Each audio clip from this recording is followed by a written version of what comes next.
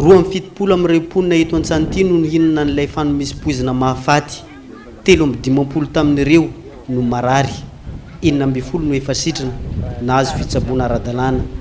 30 no mbola tsy nandalo fitsaboana sy ny fizaham-pahasalamana nefa mbola tsy nahitana soratra retina hatramin'izao. 7 no maty, zaza latsaka ny 9 taona avokoa izy ireo. 7 volana no zandriny indrindra. Tara ny fitsaboana raha oharina tamin'ny fahazona n'ilay fanomezim-poizina raha ny fitantarana mpitsabo teto an-toerana. 4 ora ny nanana an'izay fano izay mantsy vao tonga ny dodododo tety amin'ny toeram-pitsaboana. Efa nisy zaza maty tamin'izay fotoana izay voataitra ny rehetra.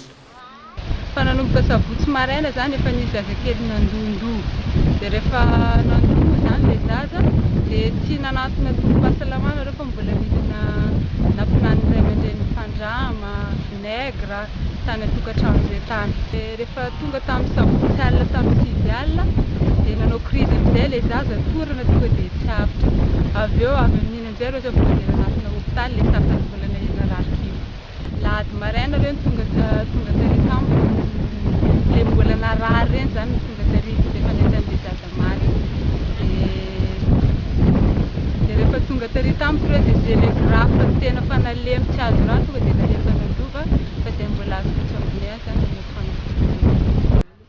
Ho an'izay efa nahazo fitsaboana na teto amin'ny CSB1 teto Antsanity na tany amin'ny hôpitaly Benandrova mbola misy ny tsy azoazo ho an'ny sasany tamin'izy ireo ka tonga mamonjy eto amin'ny CSB1 mitady ny fanafody ahafahana manasitrana azy ireo. Loha foana tena mba marary ty hoe satria izy koa mba tsy zakako mihitsy tena mba marary marary.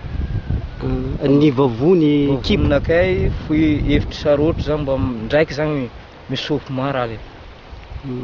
Tena mba sofo maro mihitsy mba afahana zao mba agnatin'ny finanana fanafody rehefa.